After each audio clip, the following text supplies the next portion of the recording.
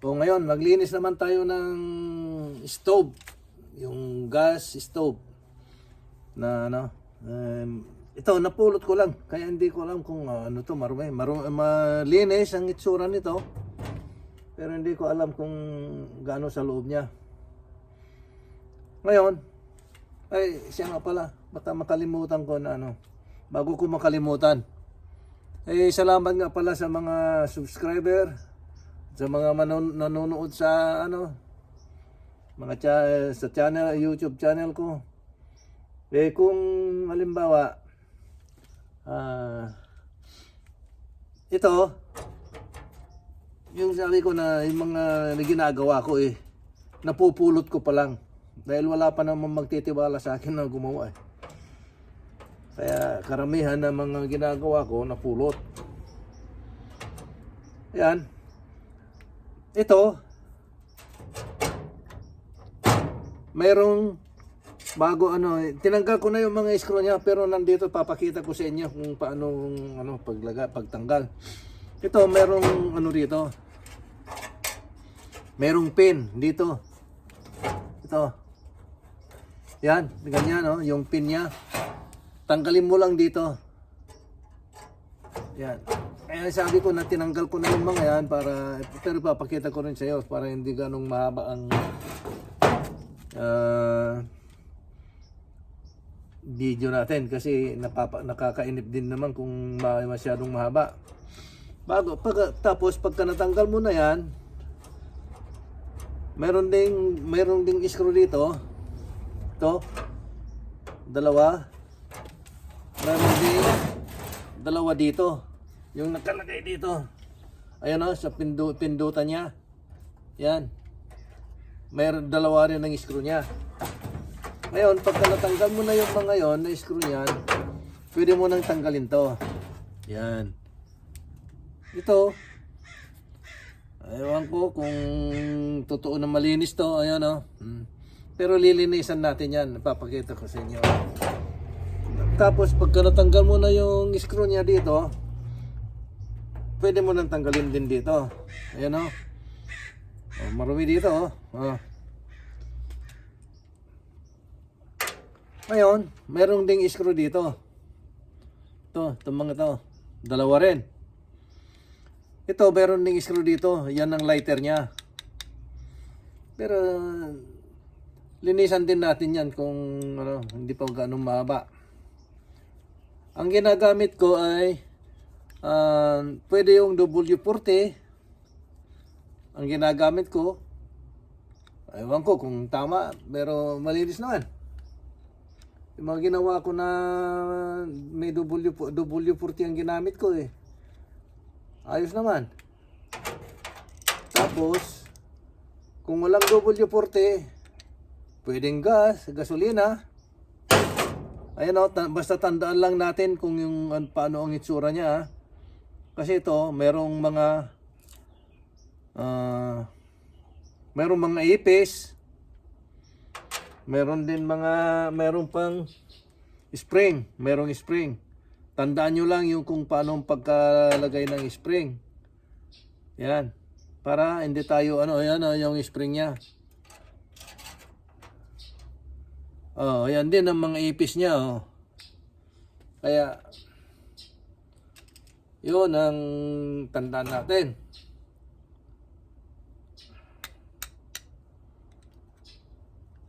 Para maganda yung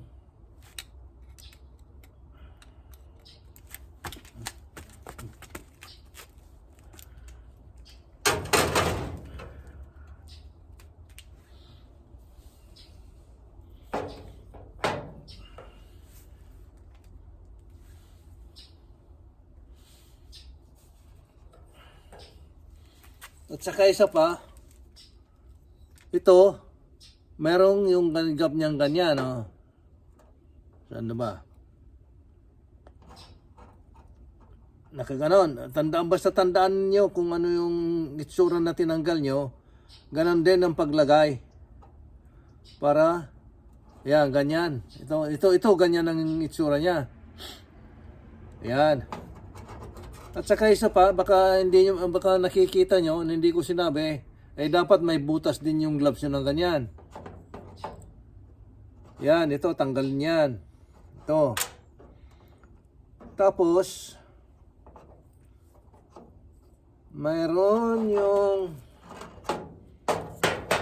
hindi makuha yung ano.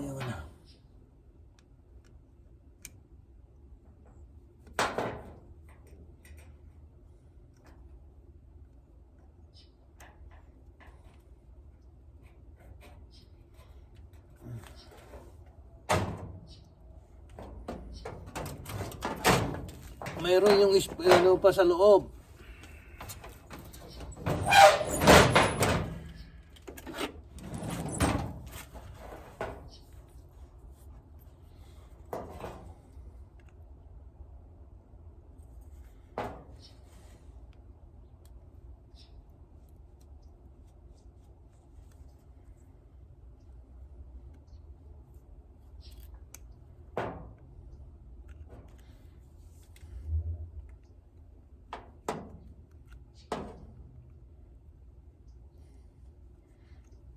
Yung pagka nag-uuling, yan ang mga linisan natin. Itong mga ito, oh. Ito, mayroon ding rubber yan. Kaya alatandaan nyo kung paanong paglagay, pagtanggal. Ako, ang ginagawa ko lang, hindi ko na tinatanggal lahat yung dyan sa loob niya. Ang ginagawa ko is i-sprayan ko lang ng ano. Yan. Ayan, nakita nyo, ang dumi, oh. Yan, nakakaano rin sa ano yan, dahil daanan ng yan, oh, yan. Oh.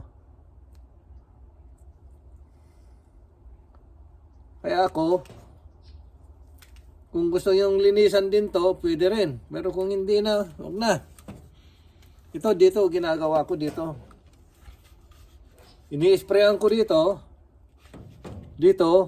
ng W40, pwede pa yung brake cleaner eh. Brake cleaner pwede rin. Gas pwede rin. Dito mo ano. Ayan.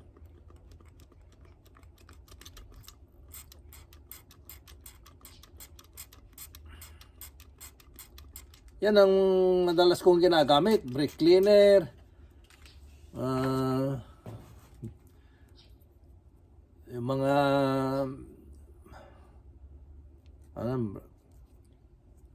W40, tapos anuin ko rito, oh. Ayan. Dito ko lilinisan yan. Ayan, oh. Oh. Pero ito malinis to. Hindi marumi to. Ayan. Alaga rin yung may-ari, pero baka nagsawa na rin to. Ano yan? Ay alaga yung may-ari. Basta yan lang ang mga linisan ninyo. Ganyan, no? Tapos, itutulak-tulak nyo yan para pumasok yung, ano, yan. Ganyan. Oh. Kasi lahat ng butas yan, merong gamit. Kaya huwag mo basta-bastang i-ignore yan. Yan. Tapos, ayan, ganyan. Kung meron kang pangpahangin, yung yun, sabi ko na pinutol ko muna dahil meron akong nangyari, may emergency na ginawa. Ngayon, kung wala kang pangpahangin, na pwede mong ihipan ng tapos ihipan mo lang konti. O kung hindi mo man ihipan, pero kung yung gas madali, yung gasolina madaling matuyo, kaya maski mo lang, ibilad mo lang konti, maski yung W40 naman, hindi naman flammable yan. Yung mga ginagamit ko na W40 hindi flammable.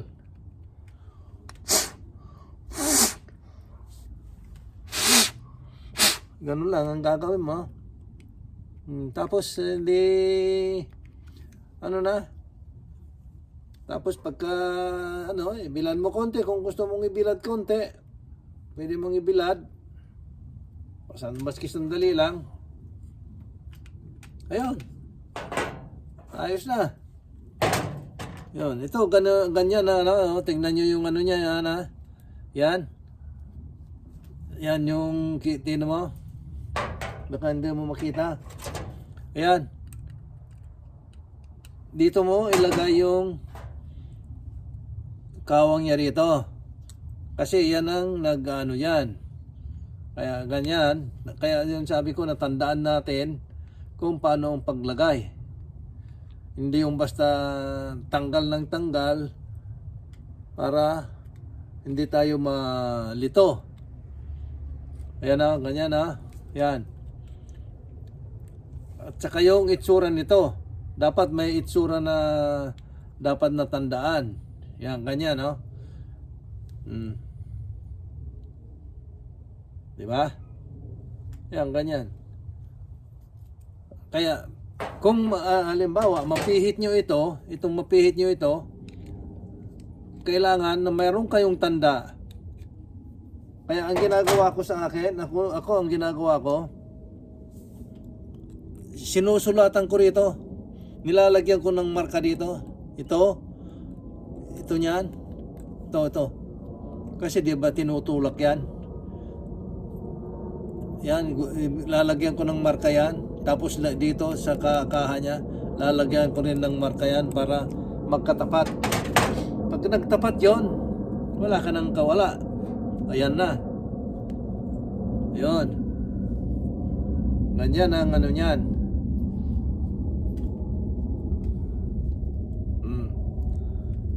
Ito naman yung sa igniter, dito mo naman nilagay. Ito yung igniter niya dito. Yan.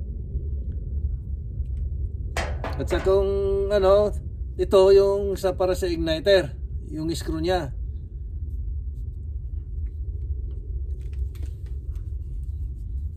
Yan, maliwanag na ba? Ayos na ba 'yon? Tapos ito naman, igaganong-ganong mo lang, Ito nalinisan ko na rin. Pero yung sabi ko, ipapakita ko rin sa inyo kung paano.